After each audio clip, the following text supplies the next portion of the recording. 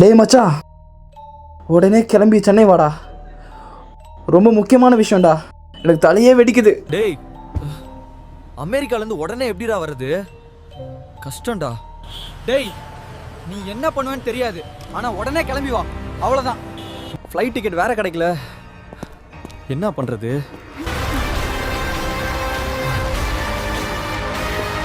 ஒரு சுறவழி கிளம்பியதே, சிவதாண்டவம் தொடங்கியதே.